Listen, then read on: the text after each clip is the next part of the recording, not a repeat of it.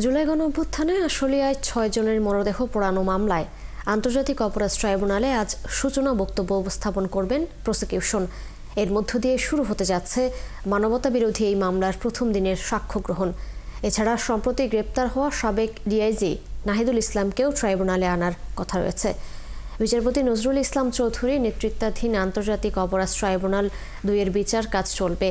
গত ২১ আগস্ট এই মামলায় পলাতক এমপি সাইফুল ইসলাম সহ ১৬ আসামির বিরুদ্ধে অভিযোগ গঠন করে ট্রাইব্যুনাল ২। এদিকে জুলাই আন্দোলনের প্রথম শহীদ আবু সাইদ হত্যা মামলায়ও সাক্ষ্য গ্রহণ হবে ট্রাইব্যুনাল ২-এ। আর ট্রাইব্যুনাল ১-এর চানখারপুলের ৬ জন হত্যা মামলার সাক্ষ্য গ্রহণের পাশাপাশি সাভারের আসহাবু কিয়ামিন হত্যা মামলা, ৫ আগস্ট হবিগঞ্জের বানিয়াচং, কুষ্টিয়া সহ দেশের বিভিন্ন এলাকায় হওয়া মানবতাবিরোধী অপরাধের মামলার শুনানি হবে। এছাড়াও রাজধানীর কল্যাণপুরের জাহাজবাড়িতে জঙ্গি সাজে ৯ জনকে হত্যা মামলার ৩ আসামি সাবেক আইজিবি শহীদুল হক, ডিএমপি কমিশনার আসাদুজ্জামান মিয়া ও মিরপুরের সাবেক ডিসি জসিমউদ্দিন মোল্লাকে ট্রাইব্যুনালে আনা হবে। কুষ্টিয়ার মামলাটিতে হাসানুল হক ইনুকে ট্রাইব্যুনালে আনা হবে। আন্তর্জাতিক অপরাধ ট্রাইব্যুনালে আজ জুলাই অভ্যুত্থানের বেশ কয়েকটি মামলার সাক্ষ্য গ্রহণ রয়েছে। এর মধ্যে আশুলিয়ার ৬টি মরদেহ পোড়ানোর মামলা সাক্ষ্য গ্রহণ শুরু হতে যাচ্ছে। ট্রাইব্যুনালে আছেন সহকর্মী সৈকত সাদিক। এ নিয়ে আরও খবর জানাতে সরাসরি যুক্ত হচ্ছেন তিনি। সৈকত, আপনি তো সেখানে রয়েছেন, একটু জানাবেন যে আশুলিয়ার মামলার সাক্ষ্য গ্রহণের সূচনা বক্তব্য কখন নাগাদ শুরু হতে পারে?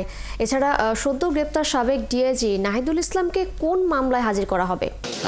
তৃষা, এখানে বৃষ্টি হচ্ছে, তারপরেও যেহেতু আজকে গুরুত্বপূর্ণ দুটি মামলার আজকে শুনানি রয়েছে ট্রাইব্যুনাল ২-এ।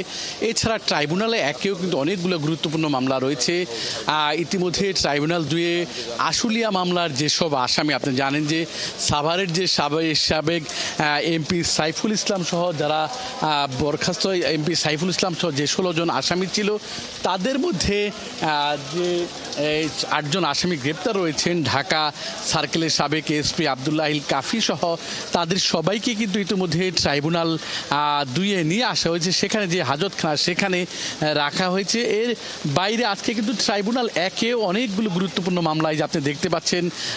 ইনি হচ্ছেন মিরপুর জোনের সাবেক যিনি ডিসি ছিলেন জসিমউদ্দিন মোল্লা, তাকে নিয়ে আসা হয়েছে। আপনি জানেন যে ২০১৬ সালে সম্ভবত জাহাজবাড়ির যে একটা দুর্ঘটনা ছিল, জাহাজবাড়ির জঙ্গি হামলা ৯ জনের যে সম্পৃক্ত জঙ্গিকে মারা গেছে, সেই ঘটনায় যেই আসামি সাবেক আইজিবি শহীদুল ইসলাম সহ সবাইকে নিয়ে আসা হয়েছে।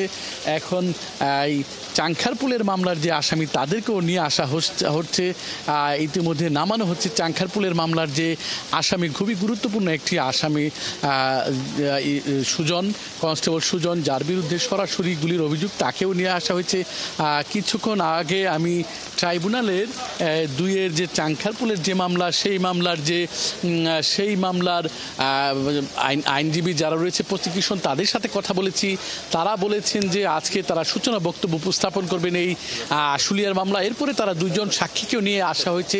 সেই সাক্ষীর ব্যাপারে প্রসিকিউশনের সূচনা বক্তব্য উপস্থাপনের পর তারা সাক্ষ্য গ্রহণ নেবেন। এর বাইরে আজকে আবু সাইদের মামলারও সাক্ষ্য গ্রহণ হয়েছে। সব মিলিয়ে বলা চলে যে আজকে খুবই গুরুত্বপূর্ণ বেশ কিছু মামলার শুনানি ট্রাইব্যুনাল ১ এবং ২-এ রয়েছে। এখন পর্যন্ত আমার কাছে এই হচ্ছে ট্রাইব্যুনালের সর্বশেষ পরিস্থিতি। সৈকত, ধন্যবাদ আপনাকে। সঙ্গেই থাকুন, খোঁজখবর রাখতে থাকুন। নিশ্চয়ই পরবর্তীতে যখন কার্যক্রম শুরু হবে আমরা আপনার মাধ্যমে দর্শকদের এই বিষয়ে আরো জানাবো।